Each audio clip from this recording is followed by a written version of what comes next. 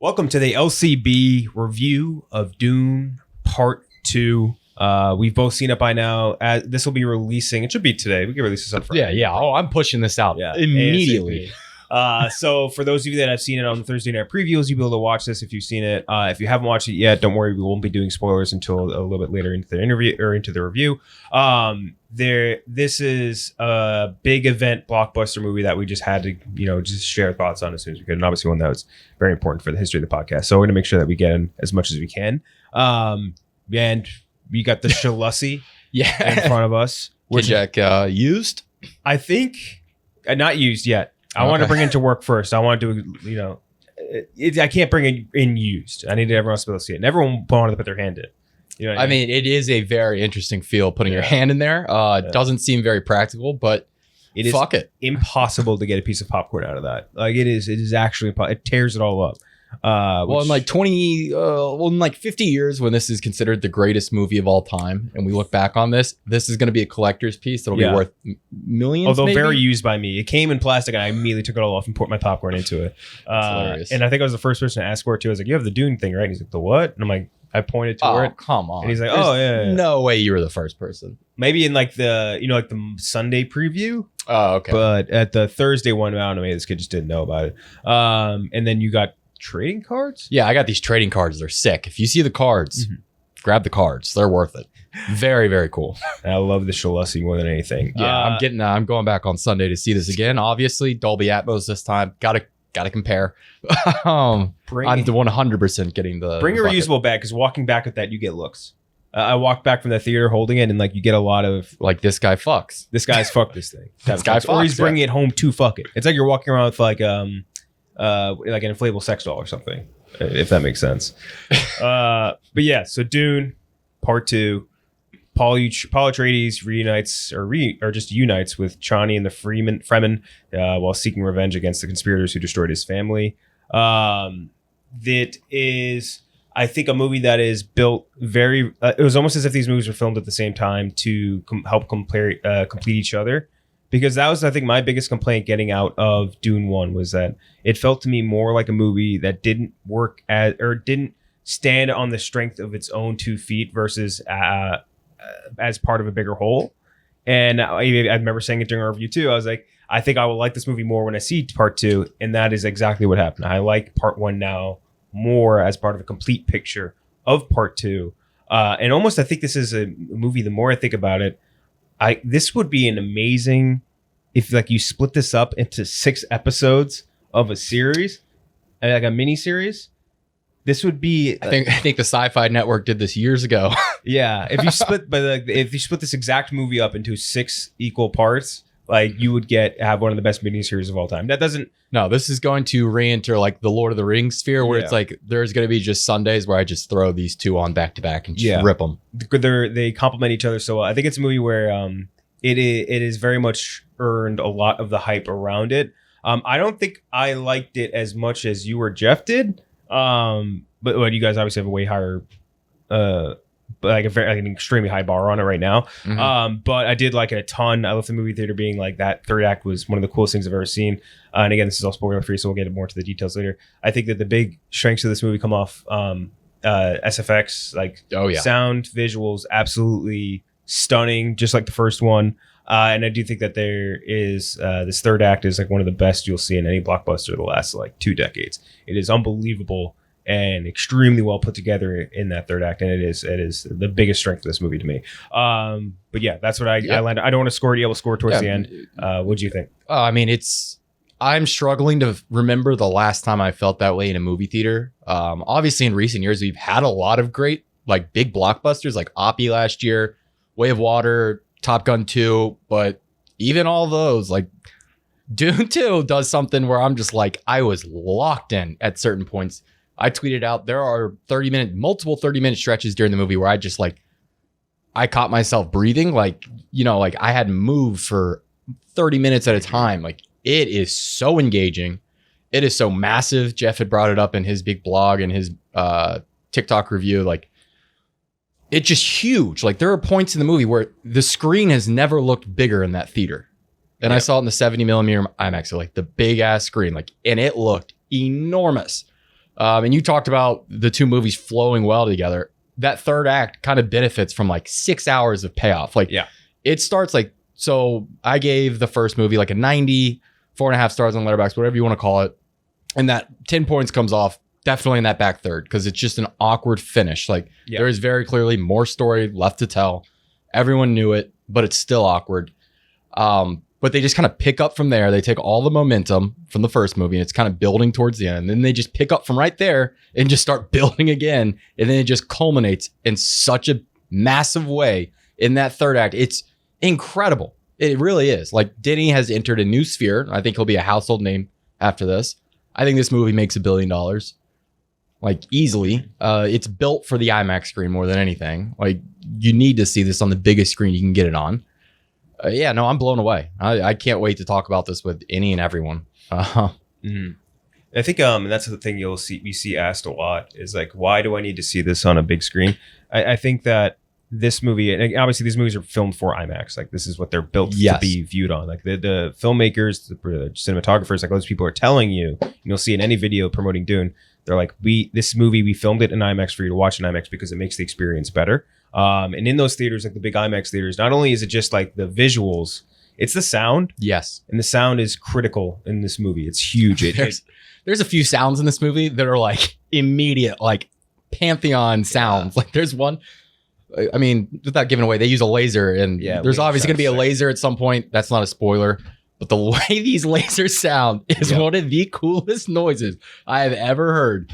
Oh, and getting that surround is incredible. It's so much beyond like what you'll see in like a regular standard definition or whatever theater. Or like, if you, the reason like you have all of these people that made the movie telling you go see it on a big screen, it's for reasons because they built it for this. Your experience will be better there. And I think that people maybe got turned off by that idea with the 70 millimeter because they're like, oh, like I spent all this money to go see that in Oppenheimer in 70 millimeter. And like, I didn't, that's no action, blah, blah, blah, blah. It's a biopic.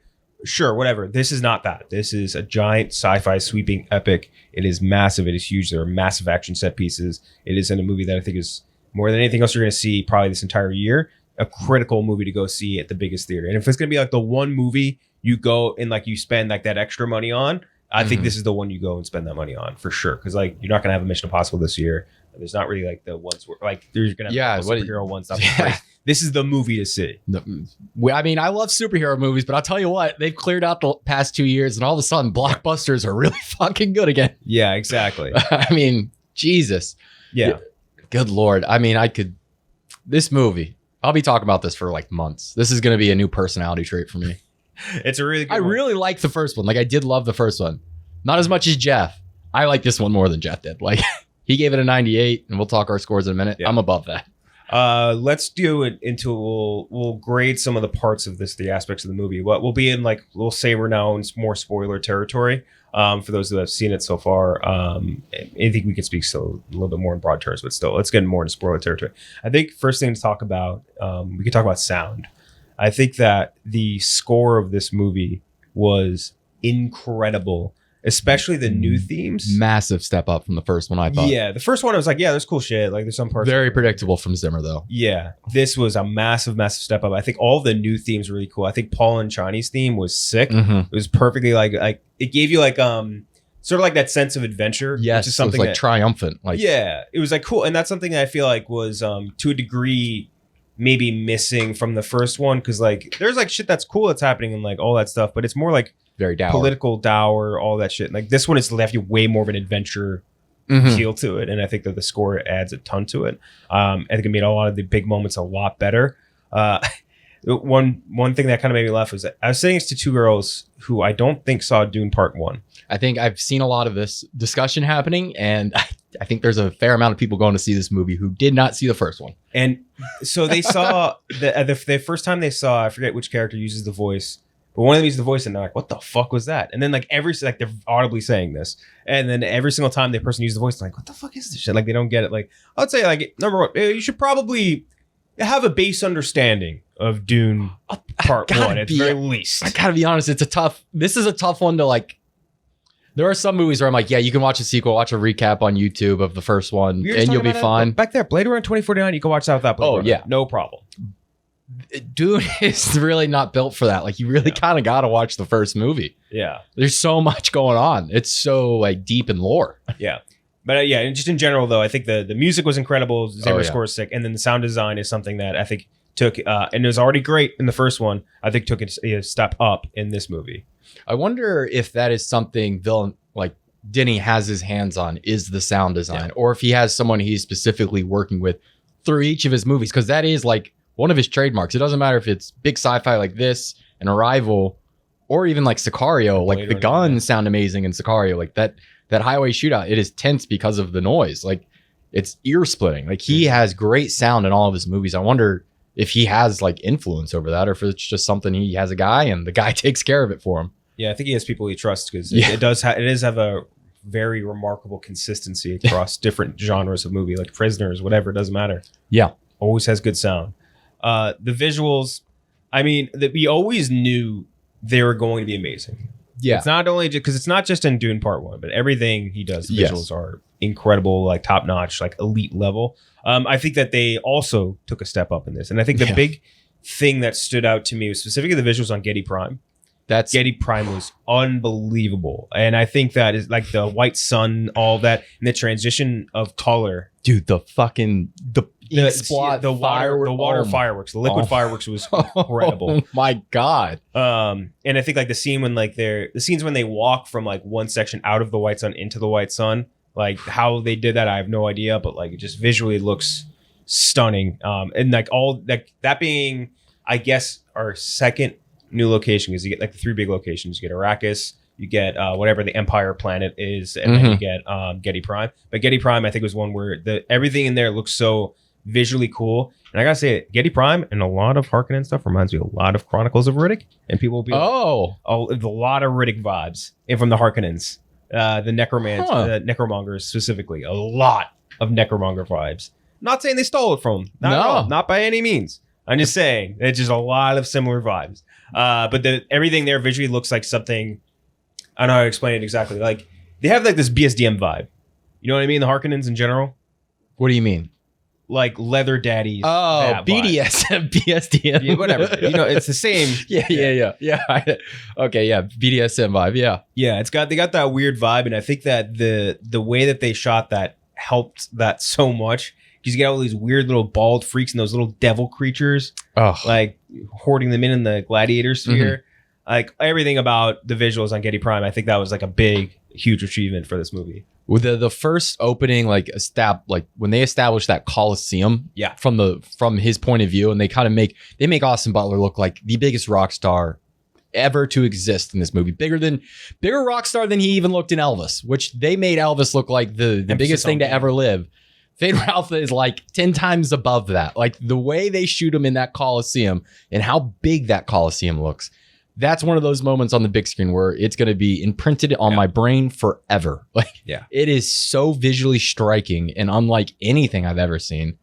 I had no clue what to expect. Like, especially in the trailer, because you kind of see the black and white. You're like, I don't really understand what's going on. I know that's Getty Prime. I don't know what they're doing there. I don't understand why it's all black and white. We'll find out when we get there. When you find out, it's really cool. And then like that's all we haven't even spoken about Arrakis. Arrakis looks beautiful as always. And I think that when they go into the actual steaks, yes, the caves, yes, the cities, or the sieges, sieges, that's it. But when they go into those actual things, like those look amazing. They're beautiful, gorgeous, and like the depth that he gets in these shots is crazy. Yeah, because like this is like you're making something look actually huge and epic and massive and sweeping, and it's not like these tiny little sets, which is something he does really well. Because like you look at all those scenes in Dune 1 too, it's like you manage to make everything look real and huge, which is something very few sci-fi directors can do. Like very few. And it's very Nolan. Honestly, it's very Nolan. It's very Kubrick. Like it's just big ass shit. And Cameron is like, he's in a sphere with these other like legendary sci-fi directors now, where it's like, holy shit, how are they pulling this off? Like the scene where they show the pool of life or whatever, like all the like that looks like the biggest real set you'll ever see in your life, and it's probably just from fucking whatever else. It's like some CGI. It looks incredible. Everything looks amazing, big and so much depth to it, realness, a lot of like extras, and the costumes too. Oh yeah. This will sweep on technical shit like that. Like stuff like that. It's just like the attention to detail that's where it becomes like overwhelming. It's like really immersive. It Yeah. just immerses you in a way that you really can't get. And I think that something that was really cool to me too is that, and I like that you mentioned it before, their version of lasers is so fucking cool because that is a very worn visual, right? Laser guns in general. We've seen them a trillion times, trillion different movies. Their version is so, and it was cool because they used it the one time, really. Yes. So while the Harkonnens, and what's his face, Duncan Idaho. Yeah, Duncan Idaho back from the dead is is with the ornithopter trying to get out of the city, and they use that laser that one time. Their lasers are so fucking cool, and they look so interesting, and like the sounds, like you were saying, were sick. I will say they should just use those from the jump. Like they're, when they're ambushing the machines. Yes, they seem to like send their troops in, have a bunch of them die trying to fight the guys on the surface, and then they just blow it up with lasers anyway. Yeah. Okay, maybe just do that in the first time, guys. Like, well, I mean, they've been losing this war for hundreds of years. There's a reason for that. Yeah, that's very, very fair. But that looked cool. I think the weird shotgun mounted thing on the ornithopters was sick too. Whatever the fuck that was amazing. Their bazooka sequence was awesome. Yeah, and especially with Zendaya wielding it too. That was such a cool decision to. I guess it's in the books too, but it's such a cool decision to have her on the screen actually looking like a badass. And it was like Matrix.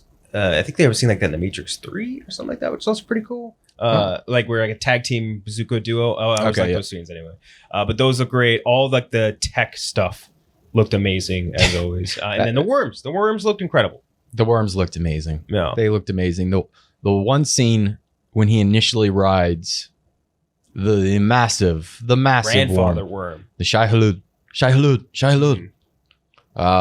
That's what that is so immersive. The way they shot it, I wonder if he was on a stage and they were just shaking it because it was like it felt like you were there, and the sound had a lot to do with that.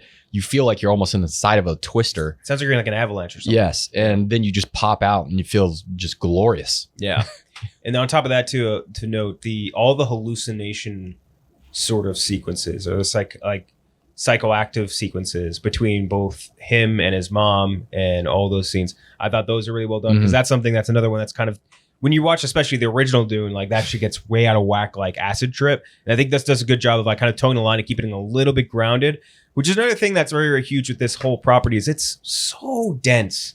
Such a dense property. And I think that they trim a lot of the fat off so that you get the terms that you need to know, and like that's it. And they keep that, I think, really buttoned up, which is smart. It's kind of interesting because they definitely trimmed a lot in certain places, especially with like the Bene Gesserit, which I think is smart. It's like taking Tom Bombadil out of the Lord of the Rings trilogy. It's like it just was never gonna Tom Bombadil. Yeah, it just was never gonna work on the big screen in that trilogy. So like Denny made smart decisions like taking the Bene Gesserit lore out and then elevating roles like Chani is like an actual character. Taking the kids out too. Austin Butler, Fade Ralph, gets way more time than he does in the books. And I think it pays off for like a movie than it does the book. And it's much more simple and easier to follow. Yeah. I think it's more accessible than the first movie, much more. I would say so, yeah. I would agree. Also, but you have like a base of knowledge in the first one, so it helps a lot. On the acting side, Chalamet, I think I have like a twofold for him where I think that he was absolutely like top level exceptional in the big moments. Yeah. No question.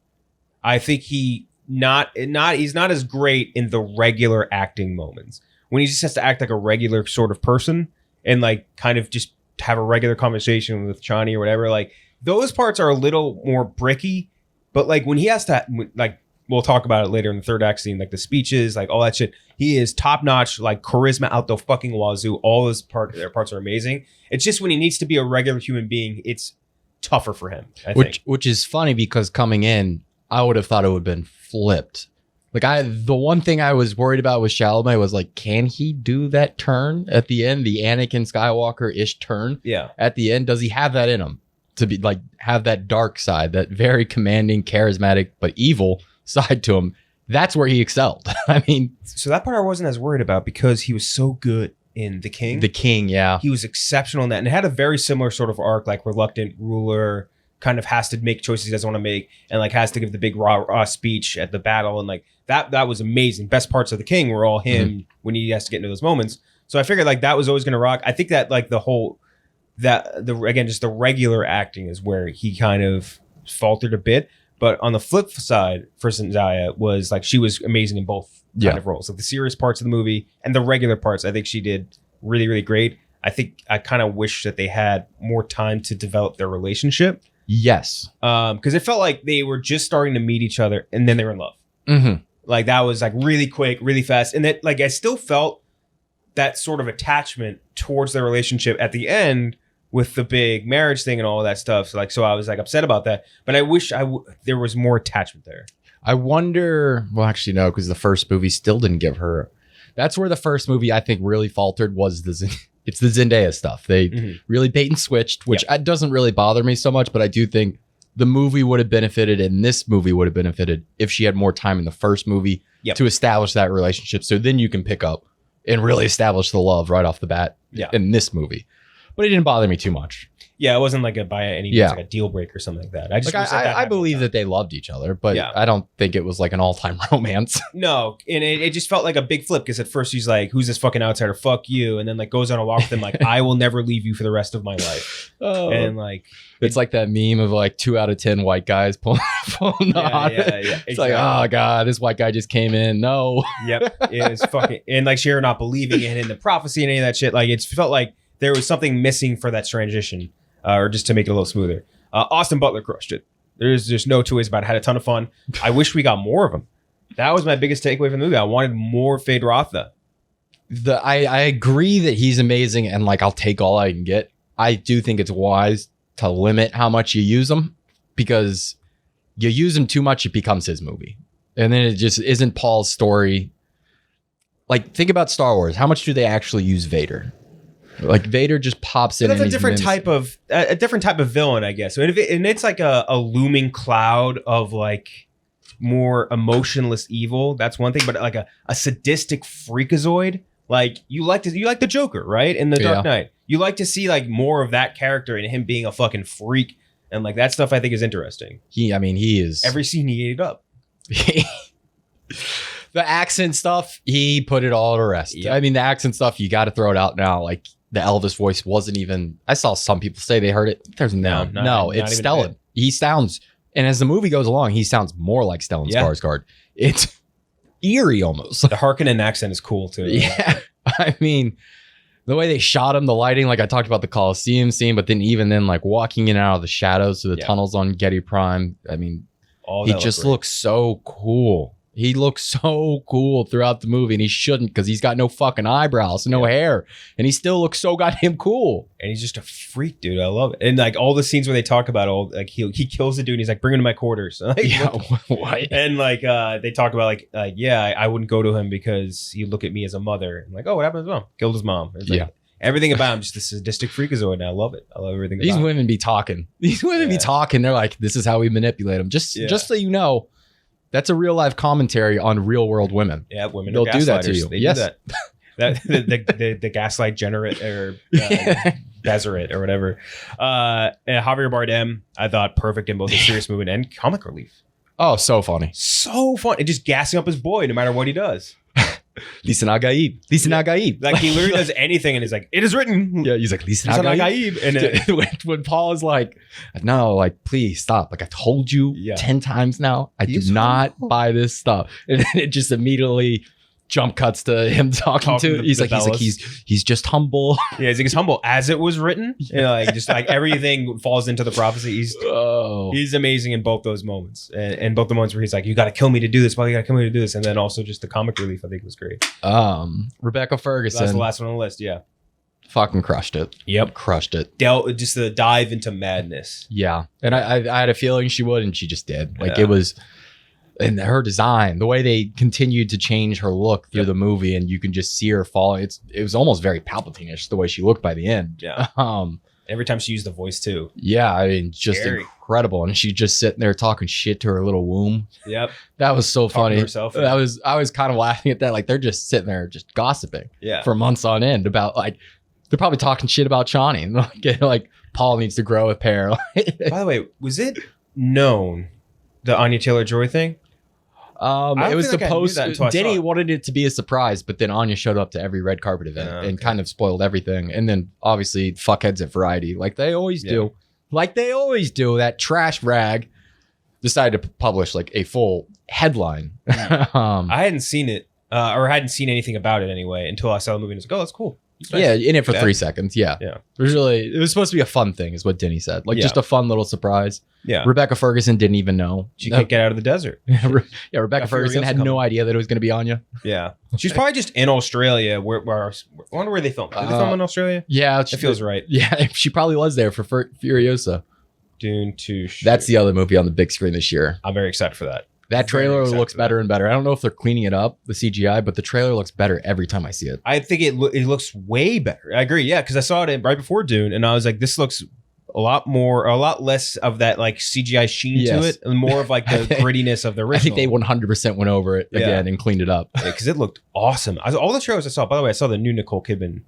You got it. So it was. They have 3 of them, so you saw one of them. I saw one of them. It was just a shortened version of the original one. It was like basically the same exact regular Nicole Kidman one, except it was shortened by probably like 15 seconds. So like it was really quick. It was like she did like the spiel. I think they cut like probably like 3-4 lines out of it or something like that. That's just weird. Stupid. That's just dumb. a rushed version of her normal one. That's dumb. Yeah. And by the way, my entire theater, I think it was the first movie they saw in forever. They were incensed about the sheer number of previews. Like they had not been into a movie in the last 10 years or something.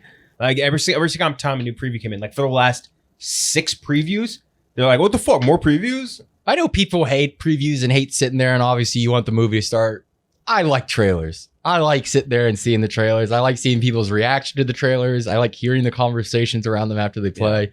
The commercials bother me more than anything. I think when you get a fucking like Toyota commercial playing or a Honda commercial, it's like, I'm not here to see this shit. And also the good thing about the way where movies are at now is that when you reserve your seat, you can come in a half hour late when the movie starts if you really want to skip them that badly. It's not like it's going to be the end of the world or you won't get a seat or whatever. But yeah, so I think Rebecca Ferguson was the last part of the acting that I think really impressed me. Well, 2 more actually I want to talk about. Florence Pugh, not in it a ton. What do you think of that accent? I think she was pretty right. Like it was just an American accent, it was in and out for me, but I thought she was good. Her costume design again. Costumes are just the costumes. All in the this costumes movie. rock. It's like the medieval sci-fi. It's just so cool to look at. Yep. Her little headpiece is amazing. Then Christopher Walken, probably the weakest performance. I'm willing to forgive it. He asked to do a lot. He didn't get asked to do a lot, but he is just doing Christopher Walken. I was like wondering, I'm like, did they make him not kind of do his voice to try and not get memed or whatever? And like, no, he's just doing it. He's doing it, but he's in it so little. He's in it so little that it almost doesn't matter. Yeah. But you just like, that's Christopher Walken. But that's what I see. Atreides. That's what I see sometimes when I look at whenever I see like Matt Damon in a movie now. Like the last like 10 movies he's done is like, that's just fucking Matt Damon. Like what he normally looks and sounds like every single day of his life. Yep. Like him in Air, just Matt Damon. Him in what do you call it? Ford X Ferrari, just Matt Damon. Slightly Southern accent. He plays a Florida governor in the new Ethan Coen movie, Drive Away Dolls. Mm-hmm. He doesn't even do a country accent. He doesn't even do a Southern accent. It's just Matt Damon. And then pacing. I think that there's going to be complaints, and I think they're warranted that the pacing is definitely a bit like maybe slow is the wrong word. Because there are ebbs and flow, like hills and valleys, whatever. Like you do get big, more interesting moments that get like your blood flowing and everything like that. But I think that it felt slow in the 2 acts. You do get a lot of setup, which helps make the 3rd act way more powerful. But I think that I don't think there's anything where I'm like, you could cut this and everything's fine or anything like that. It's just there are points where I'm like, there's not a ton happening right now that I feel like is super important or helping too much. Because like, especially in retrospect, because like stuff where I'm like, where we're talking about with like Chani and Paul's relationship, like that not getting the transition it really deserved. Like we didn't get that, but we were getting other stuff. We didn't get like, I think enough of kind of Paul, who he is as a person, to kind of make the switch from him from like the, I guess sort of good person, we'll say, to like the more Machiavellian switch. You know what I mean? Let's say. Like, I feel like we didn't get enough of that. It was just more just being like, yeah, I just don't want 61 billion people to die or whatever. Just like, yeah, that would suck. Like, I feel like we didn't need more of him to just like beyond just base level, like not a shitbag person to make that switch more important. In the same way that like you could go look at like, and people have made this comparison many times, like the Anakin Skywalker or whatever. I mean, the Anakin Skywalker comparisons are very fair because this dead on the Dune duology at this point, which is obviously going to end up as a trilogy, is essentially just what George Lucas was trying to do in the prequels. Correct. But just executed at a much higher level. So yeah, the Anakin Skywalker stuff, very fair. Yeah, and that's something I think we've complained about with the Darth Vader switch too, where it's like he was the best person alive, like with like a slight, just a horny twitch. Yes. And then like kills Mace Windu. Just kills Mace Windu. And he's like, now I will go murder children. No question. And like, there was not enough of like a little bit of a transition or something to get you there. And I feel like we need like the transitional point of like him using the water of life and all that was great. It's just, I wanted more of like learning who he is as a regular dude to make that more impactful. Wait for 10 years and then we'll have the Dune Wars animated series on exactly. on HBO Max. And that'll on Fortnite. It'll be a Fortnite special release of like Paul Atreides' background. But yeah, I think I just want a little bit more of that to make that third act a little bit better. But the third act was about, I think, as perfect as it gets in Blockbuster. Yeah. Like tough to get better than that. No, this is one of those like decade defining blockbusters. Like we will talk about this movie for a long, long time. Mm-hmm. So I think the big moment for me where I'm like, holy shit, what's about to happen is the speech. His big speech in front of all of the Fremen was unfucking real. That was an awesome sequence. You talk about commanding a scene. Chalamet just on his game. Nobody could touch him in that moment. He was unbelievable and so good and so believable. Because you look at him, it's like, oh, it's like a little fuckboy, blah, blah, blah. He's got that deep voice, man, that register that's just crazy. When he yells, like you believe it. You're like, there is like an element of fear that applies to it, which like he even says in the moments where he's like, you fear this moment, blah, blah, blah, blah, blah. Like it's just, it rocked. Yeah, he's a very seductive villain by the end of it. And I mean, seductive to the point where, he uses the voice on the Reverend Mother and we all know he's evil at this point. Everyone in the theater is just cheering anyway. And we're like, don't do it, Paul. Don't turn to the dark side. But at the same time, keep going. Yeah, like, exactly. Like you want to see him complete. Like you're almost very conflicted because you're just like, yes, take over, be him. Yeah. Go him mode, lock in. And then you're just like, no, don't do the jihad. Yeah. Don't do the space jihad, please. Yeah. But I think that speech leading into that final battle, the final battle was awesome. And the way Greek Fraser shot that and down in the cave, especially when Paul like sits down and starts talking, like he's talking to the crowd, but it's made to feel like he's talking to you personally. Yeah. And that's how you, like the people in the crowd are supposed to feel like he's talking to me. He's talking to me. No, he's talking to me. Like the way he's just looking straight at the camera, but almost looking at the whole room. It's just incredible. It's great because he's literally gets up there and he says like, he's like, fuck you guys, I'm him. And she's like, slow obey me. And then Jessica's like, slow down. And he's like, fuck it. He's like, Leroy Jenkins. He's literally like, fuck you guys, you're going to listen to me. And they're all like, why did I do that? And he's like, yeah, your grandma's old. And like they're like, oh fuck, Lisanu Jalib, or like they're going crazy. It was he's like, your grandma's old, she broke her leg. Yeah, just every single one of them just like bending the knee to him. It's just awesome. And then again, the final battle sequence, I think, the nukes into which I went, because I was like reading, when I watched it, I was like, why didn't they just fucking nuke that? Like, I was like, why didn't they do that? And then I read more, it's like, it was like subverting a treaty or something, where like, if he nuked the city directly, then that would allow the other houses to nuke them. But because he nuked a different area and not a city directly, they aren't allowed to use nukes or family atomics. But that sequence was sick. What do you call it? The worms coming in, the actual fight when they get into it, like Shiny just murking dude after dude after dude. Sick sequence. And then Gurney Halleck having a great time. Young pup. I'll tell you what. And ripping on the guitar. The poems make so much sense now. Yeah. There's a lot of sexual tension there. There is a lot of sexual tension between Paul and Gertie. Yeah. Like there. Let me tell you about a place called Ancient Greece, Paul, where things were much better. At least according to me. But yeah, that whole sequence is sick. Them like bumping up the shield generators so that they can get in. And then I think the whole ending sequence of like them starting to launch the space jihad was, to me, comparatively to how the first one ended, so much better of a closed loop. You know what I mean? Of like, because the first one, again, like we had talked about, I think that the first one ended and it's just kind of like, doesn't feel like a natural ending point, if that makes sense. It felt like there had to be a better, like in the climax of like Big Battle was cool, but I felt like there was so much missing. And this one is like, we had a conclusive end to a lot of arcs, a lot of character, but like all this shit. and that stuff, and then like a kind of jumping off point for part 3, which felt amazing. It's very similar to, I think, Empire Strikes Back in that way. Yeah. I mean, the comps are fair. I mean, Star Wars did draw Star Wars a lot. rips off a lot of things. Star Wars drew a lot from Dune and other places, obviously. Kurosawa. Yeah, and other Basically the Hidden places. Fortress. And these all are interconnected. All these different creators were drawing from each other at roughly the same time. So yeah, there's some similarities. And yeah, the A New Hope and Empire Strikes Back comps are fair. Yeah. I think it was an awesome movie. Again, that third act, I think, is one of the best you'll see in a blockbuster. Maybe like it's like that. Like I'm trying to think of like my favorite of them. Like a serious block. It's like Mission Impossible Fallout. It was awesome. Yeah, but even then, like the parts, it wasn't even necessarily just the third act. It was the entirety of it. So like but that third act is just unbelievable. Great job. I think the first 2/3 not as strong. But third act I think was unbelievable. What would you score? Because your score is definitely gonna be higher than mine. This is my first 100 out of 100 since 100. joining. Wow. Yeah, no, I'm 100 out of 100. Wow. Seeing it again on Sunday, so this will confirm or I'll bring it down. But at this point, 100 out of 100 coming out of the theater. I struggle to think of a theater experience I've had that's better than that. It just, it was overwhelming at points, and I loved it.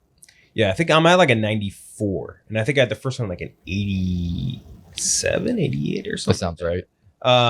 Definitely better than the first, no question about it. One of the best movies you'll see this year. I think more to me, again, it's all subjective. There's flaws that are evident to me, at least for my personal viewing experience. But I think as far as like a movie going experience goes, not as like just as the movie, like if I were to grade that experience, that would be 100, right? Yeah. Where it's like you're talking about going to an actual movie theater and getting like the best bang for your buck. I don't know that you'll find a better one this whole year. Like it is incredible, awesome theater experience. Especially, I'm surprised because of how early I went, how few Dune heads were there. Oh yeah, and how many like noobs were in the crowd. But I think if you see it in like you're seeing it tonight or whatever, like you're gonna have a fantastic time. It is so much fun. It's just so good. Oh my god, I'm like I'm in the what do they call the post Avatar depression syndrome? Yeah, I got the post Arrakis. Yeah, like I need to go back to the desert. I mean, I went back and I was like just Googling everything I could find about Dune, and like going through the Dune wiki about stuff, like trying to learn about things. Like that's something that I think is indicative of how good of a job they did with this movie. Because when you have anything with like an established lore, and especially when it's dense as Dune, it's difficult to get people to like buy in. Mm-hmm. You know what I mean? And at this one, I know, again, at least for me, I know Jeff had too. He bought the book after the first one, and for you had bought the book as well too. Yeah, like it's to make people engrossed in something like this, I think is hard. And I think that the fact that they're able to do it is such a testament to how good the movie is. And I hope it's something that they're able to do with some other properties in sci-fi and all that. Like they have the Warhammer series or movie coming soon. That's not soon. Maybe the biggest thing is like the influence this potentially could have on blockbusters. Yeah. Like it's just like with Lord of the Rings. It's just like it's so nice when somebody takes the time to really, understand the passion the fans have for this property and understand what's important to them and understand what's important to the text, and then really take your time in making it perfect. And that's what Lord of the Rings, caring. Like it really came down to how much they care about this, and it's just so evident. Like it's so evident from every grain of sand to the costumes to the castings, the way everything looked, the sounds, like all that coming together is what makes it work. Like you have to focus on everything. And I think that that's what excites me about Warhammer with Henry Cavill. He loves it because he's obsessed with it, and that's what pisses me off about something like Halo, where Halo just nobody involved with it gave a fuck about Halo. Even played the games, watched anything, read the books. Avatar series right now. Yeah, exactly. And then what do you call it? The Fallout series they have coming soon too. Oh yeah. There's so many different sci-fi properties out there that have this rich, cool lore. And I think that if more people are able to just find people that care about it and have a reverence, maybe reverence is the wrong word. Because I don't think it's ever good to have someone that wants to draw word for word, line for line from it, because then it just makes it too difficult to digest from a general audience member. But someone who cares enough about it to know what's important and what can be on a chopping block, or like what can be altered for the viewing experience. Yeah. And I think it paid off in spades for Dune, because it is awesome. It's so good. It's so good. I can't wait for everyone to have seen this. Yeah. That's the big thing. I want everyone to have seen this so I can just talk about it nonstop. Because right now it's tough walking around the office. It's talking like walking around the office this morning it's been tough because it's like people ask me about it and I'm like, I don't know what to tell. Yeah. It's amazing. That's all I'm going to say. It's just amazing. Exactly. But yeah, that's Dune 2. If we have another big blockbuster, we'll obviously hop on for more of an emergency pod, I guess you could call it. Mhm. We have to start doing stuff more regularly. Yeah. We have to work on it. It's just a timing issue. Yeah, it's been tough. Yeah, it's been rough lately. But yeah, we got to do that. We've been working slowly but surely on the Oscars. Yes. The Oscars are so late this year, so are the Oscars. Exactly. So the Oscars can come late as well. But yeah, we'll be working on a couple other things as well. So hope you enjoyed it, and we'll see you at the next movie. See ya.